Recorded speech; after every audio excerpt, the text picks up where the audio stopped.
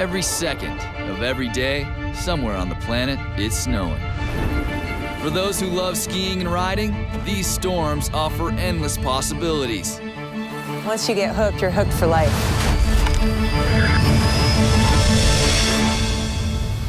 It's a real rush.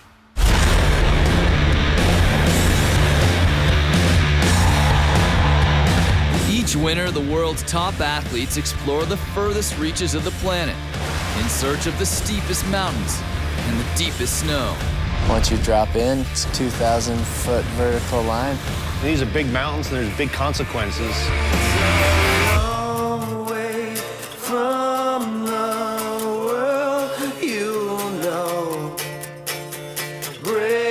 Yourself down, let it show.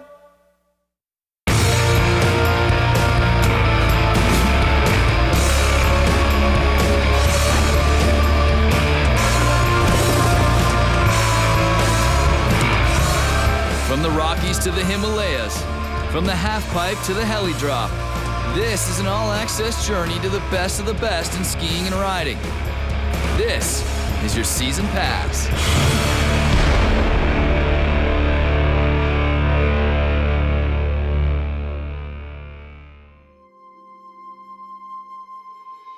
I'm Jonny Moseley.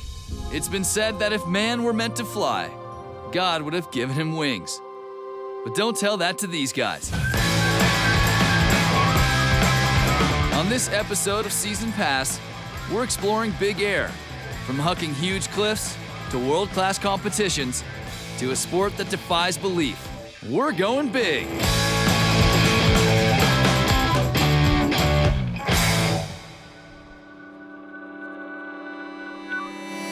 Remember the kids growing up who didn't play on the seesaws, or swings, or the slides? The ones who spent all their time jumping off the fort instead. Today, they all live in Utah.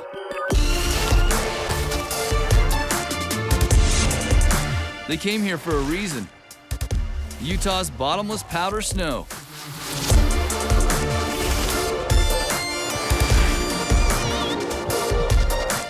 This includes big mountain skier Jamey Parks. Utah's got the greatest snow on earth. It blows across the Nevada desert in these big storms, dries it out a little bit, and then this is one of the first places it hits. It's got real light density to it. And then there's the sheer volume. It comes down by the foot, and so you've got, 500 inches a year of just the lightest, fluffiest snow. Utah boasts to have the greatest snow on Earth, and it falls frequently on over 10 world-class resorts. The snow here is like nowhere else. It's some of the lightest, greatest, fluffiest, powderiest. It makes landing on your head so much easier. Sage Cattabriga Alosa may not be the only skier hucking huge cliffs in Utah, but he is one of the very few doing it backwards.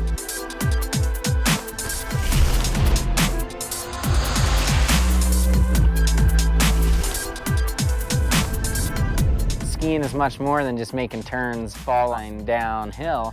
It's this feeling of floating, really, is what I like the most about it. Finding the natural terrain that you can be creative with. When you're going down a run and all of a sudden there's a terrain feature out of the corner of your eye that, like, whoa, I gotta go hit that.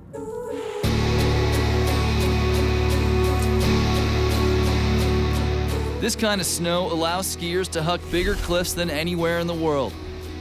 And there's no style points for landing.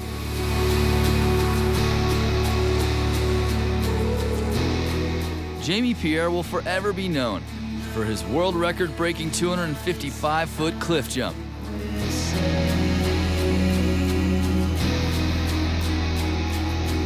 A lot of people ask what goes through your mind when you're lining up the big air. It's mostly focus. Focus on the landing, focus on the takeoff. Takes a little bit of prior planning, lots of patience. It also takes teamwork, which is why Julian Carr never goes out without a guy like Jamey Pierre watching his back. When you first find a cliff, you're kind of nervous. It's big, it's pretty, but can you do it? The analogy would be like, go look down a flight of like 100 stairs at some like basketball arena, and that's kind of the feeling. It's like, yeah, right. When you jump big cliffs, the snow quality is the ultimate rule. If you don't have good snow, then you have no business jumping off big cliffs. You need a probe. Teamwork's the best when you have someone else that can do it for you when you're on top. You want it to be at least one pole length, and usually you want it to sink all the way down to your shoulder. You want it to be light, you want it to be deep, classic Utah snow. Man, the feeling of going from scared to, oh, this is pretty cool, to let's do it. It's pretty unreal. And the feeling when you first get into the air, I mean, you look down and time just stops. Oh my gosh, I'm really this high in the air. I'm really going all the way down there. It's fun to scare yourself when you know you're gonna be okay. And when you hit the ground and you ski away laughing, it's kind of like you made the impossible possible.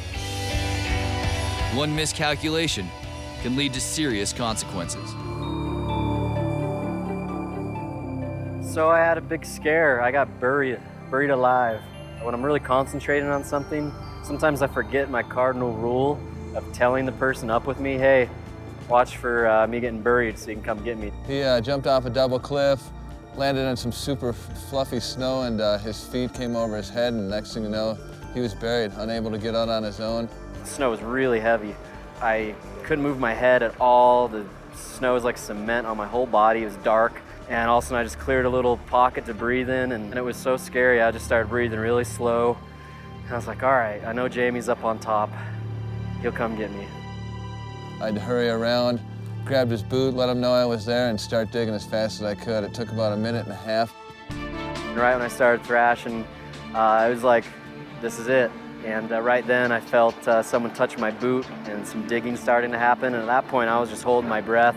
And I started kicking my boots, man, like hurry up. That was my message, just hurry up. The next thing I know, I get a glove uncovering my mouth, and I just was like, it just felt like I'd been underneath the water for 10 minutes. I mean, it was one of the most intense experiences of my life.